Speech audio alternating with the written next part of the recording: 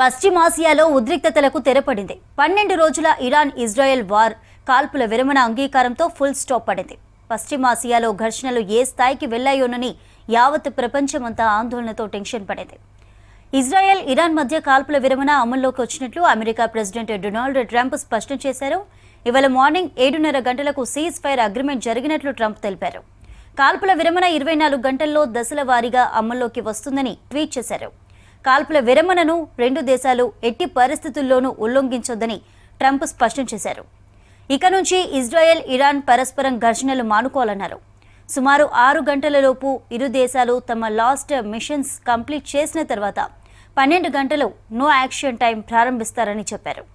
రెండు దేశాల మధ్య యుద్ధానికి తెరపడినట్లు ప్రెసిడెంట్ ట్రంప్ చెప్పారు.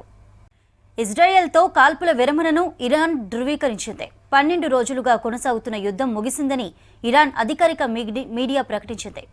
కాల్పుల విరమణకు ఆఖరి నిమిషం వరకు ఇరాన్ ఫైటర్ జెట్లు ఇజ్రాయెల్ దాడులు చేశాయి.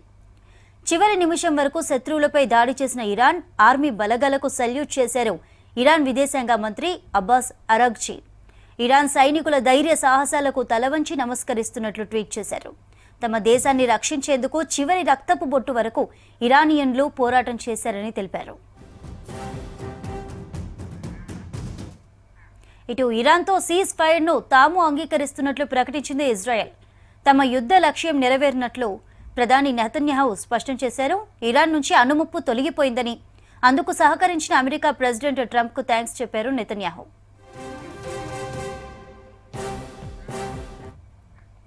ఇజ్రాయెల్ ఇరాన్ మధ్య జూన్ 13న ఘర్షణ స్టార్ట్ అయింది. ఇరాన్పై ఇజ్రాయెల్ ఆపరేషన్ రైజింగ్ లయన్ చేపట్టింది. ఇరాన్ సైనిక అణు కేంద్రాలపై భారీ మిసైల్స్తో ఇజ్రాయెల్ ఫైటర్ జెట్లు వేచుకుపడ్డాయి. ప్రతీకగా ఇరాన్ ఆపరేషన్ ట్రూ ప్రామిస్ 3 ప్రారంభించింది.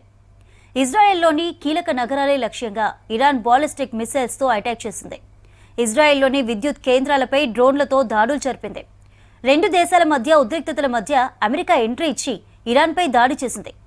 ఆపరేషన్ మిడ్నైట్ హమార్ పేరుతో ఇరాన్లోని 3 కీలక అణు కేంద్రాలపై వైమానిక దాడులు నిర్వహించింది. దీనికి ప్రతిగా ఇరాన్, ఖతర్, ఇరాక్లోని అమెరికా సైనిక కేంద్రాలపై మిసైల్స్ దాడులు చేసింది. అప్డేట్స్ అందించడానికి మదార్ లైవ్లో ఉన్నారు. డీటెయిల్స్ తెలుసుకుందాం. మదార్, ఇరాన్ ఇజ్రాయెల్ యుద్ధ విరమణకు అంగీకరించినట్టు తెలుస్తోంది, మరేంటి అప్డేట్స్? పశ్చిమాసియాలో రెండు కీలక దేశాలు ఇరాన్, ఇజ్రాయెల్, ఈ రెండింటి మధ్య కూడా గడిచిన 12 రోజులుగా యుద్ధం జరుగుతూ ఉంది. పరస్పరం దాడులు చేసుకున్నాయి. మొదట ఇజ్రాయెల్కు వ్యతిరేకంగా ఇరాన్లో అణు పరీక్షలు జరుగుతున్నాయి. వాటితోటి అణు బాంబులతోటి ఇజ్రాయెల్కు ముప్పు ఉంటుంది అనేటువంటి దాంతో ఇజ్రాయెల్ మొదటగా దాడిని ప్రారంభించింది ఇరాన్ పైన. దానికి ప్రతిగా ఇరాన్ కూడా ఇజ్రాయెల్కి సంబంధించినటువంటి కీలక పట్టణాలపైన దాడులు చేసింది. డ్రోన్లతో కావచ్చు, బాలిస్టిక్ మిసైల్స్తో. సుమారు 12 రోజులు ఈ రెండు దేశాల మధ్య యుద్ధ వాతావరణం నడిచింది. మధ్యలో అమెరికా ఎంట్రీ అయింది. అమెరికా ఎంట్రీ ఇచ్చిన తర్వాత ఇరాన్లో 3 కీలక అణు పరీక్ష కేంద్రాలపైన దాడులు చేసింది. ఆ తర్వాత ఈరోజు ఉదయం ట్రంప్ కీలక ప్రకటన చేశారు. రెండు దేశాలు కూడా సీజ్ ఫైర్కి అంగీకరించాయి. మొదట ఇరాన్ సీజ్ ఫైర్ని అమలు పరుస్తుంది. ఆ తర్వాత 6 గంటల తర్వాత ఇజ్రాయెల్ సీజ్ ఫైర్ని ఇంప్లిమెంట్ చేస్తుంది. ఓవరాల్గా 24 గంటల్లో రెండు దేశాల మధ్య యుద్ధం ముగుస్తుంది. దీంతో పశ్చిమాసియాలో శాంతి వాతావరణం నెలకొల్పుతుంది అంటూ కూడా ఆయన ట్వీట్ చేశారు. దాంతో కొద్దిసేపటికే రెండు దేశాలు కూడా మౌనంగానే ఉన్నాయి. ఇరాన్ అయితే ఏకంగా మేము సీజ్ ఫైర్కి అంగీకరించలేదు, ఇజ్రాయెల్ ఇల్లీగల్గా వారి సార్వభౌమాధికారాన్ని సవాల్ చేసేలాగా వారు చేస్తున్నటువంటి దాడులను తాము తిప్పికొడతాం, దాంతోపాటు అమెరికాకు కూడా బుద్ధి చెప్తామంటూ కూడా ఇటీవల ప్రకటించారు. వారి దేశం పైన ఎప్పుడైతే అణు పరీక్ష కేంద్రాలపైన దాడులు చేశారో అమెరికాకు తగిన సమయంలో తగిన రీతిలో జవాబు చెప్తామంటూ కూడా ఇరాన్ నుంచి హెచ్చరిక వచ్చింది. దాంతో భాగంగానే ఈరోజు ఉదయం కూడా 3-4 దేశాల్లో, ముఖ్యంగా ఇరాక్, దాంతోపాటు ఖటార్, బెహ్రాన్లో ఉన్నటువంటి అమెరికాకు సంబంధించినటువంటి వాయు స్థావరాలపైన సుమారు 14 మిసైల్స్ తోటి దాడులకు పాల్పడింది. అయితే ఆ దాడులను సమర్థవంతంగా అమెరికా తిప్పికొట్టింది. వాటిలో ఎక్కడ కూడా ప్రాణ నష్టం జరగలేదని ప్రకటిస్తూనే ఇరాన్ ఇంత బలహీనంగా తమ పైన దాడి చేస్తుంది అనుకోలేదు. ఖచ్చితంగా శాంతి వైపు ఇరాన్ అడుగులు వేయాల్సిందే అనేటువంటి కామెంట్స్ కూడా చేసింది. దాంతోపాటు రెండు దేశాలకు సంబంధించి ఇద్దరు సీజ్ ఫైర్కి అంగీకరించినట్టు కూడా అమెరికా అధ్యక్షుడు ప్రకటించిన కొద్దిసేపటి క్రితమే ఇప్పుడే రెండు దేశాలు కూడా అఫీషియల్గా కన్ఫర్మ్ చేశాయి. ఇరాన్ మొదట సీజ్ ఫైర్ని ఇంప్లిమెంట్ చేసింది. ఆ తర్వాత ఇజ్రాయెల్ కూడా టెహరాన్ నుంచి వచ్చేటువంటి దాడులు ఆగిపోయాయి. తాము కూడా సీజ్ ఫైర్కి అంగీకరిస్తున్నట్లుగా ప్రకటించింది. మొత్తంగా 12 రోజుల్లో పశ్చిమాసియాకు సంబంధించి రెండు కీలక దేశాల యుద్ధంతో చాలా వరకు కూడా ప్రపంచ దేశాలు ఇబ్బందిని ఎదుర్కొన్నటువంటి సిచ్యువేషన్ ఉంది.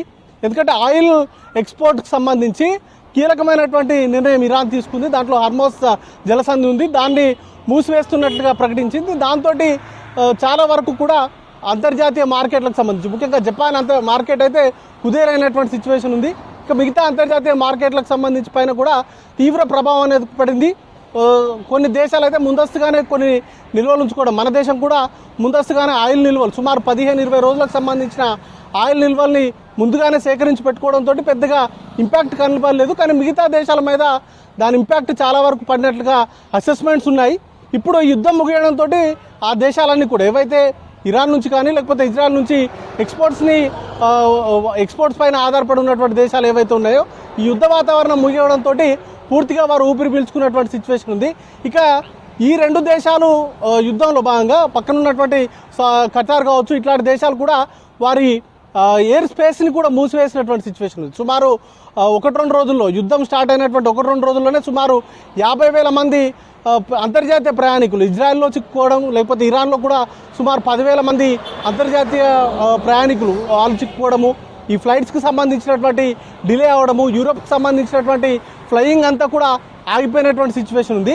ఇక ఇప్పుడు తాజాగా యుద్ధం ముగియడంతో ఆ ఎయిర్ స్పేస్ అన్నీ కూడా ఎలాంటి ఇబ్బందులు లేకుండా తెరిచేటువంటి అవకాశం ఉంటుంది. ఫ్లయింగ్కి కూడా ఎలాంటి ఇబ్బంది ఉండదు. అలాగే ఆ దేశాల్లో ఎక్కడైతే చిక్కుకొని ఉన్నారో ఆ ప్రజలు కూడా ఊపిరి పీల్చుకునేటువంటి అవకాశం ఉంటుంది. వారి ఆ దేశాల నుంచి బయటికి ఫ్రీ అయ్యేటువంటి అవకాశం కూడా దక్కింది. దాంతో రెండు దేశాల మధ్య కూడా ముఖ్యంగా ఇజ్రాయెల్ వారు ఏవైతే టార్గెట్గా పెట్టుకున్నారో 2 లక్ష్యాలు పెట్టుకున్నారో, ఒకటి అణు ప్రమాదం ఉంది వారికి ఇరాన్ నుంచి, దాంతోపాటు బాలిస్టిక్ వెపన్స్ తోటి వారి దేశం పైన దాడులు చేసేటువంటి ప్రమాదం ఉందని వారు గ్రహించారు. దాంతో భాగంగానే ఆ 2 లక్ష్యాలను కూడా వారు ధ్వంసం చేశారు. వాటిని ఆ 2 లక్ష్యాలు ఏవైతే లక్ష్యంతో యుద్ధానికి దిగిందో ఆ 2 లక్ష్యాలు కూడా నెరవేరడంతో ఇజ్రాయెల్ కూడా సీజ్ ఫైర్కి అంగీకరించాయి. దీంట్లో అమెరికా కూడా కీలకంగా ఇజ్రాయెల్కి బ్యాక్ చేస్తూ ఇజ్రాయెల్ని సపోర్ట్ చేస్తూ ఇప్పటికే G7 దేశాలు కావచ్చు లేకపోతే అమెరికా నేరుగానే ఈ యుద్ధంలో పాల్గొంది. ఇరాన్లో ఉన్నటువంటి అణు పరీక్ష కేంద్రాలపైన దాడులు చేసి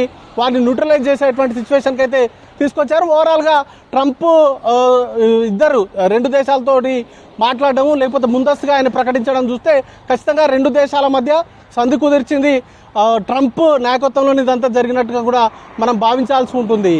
చంద్రిక.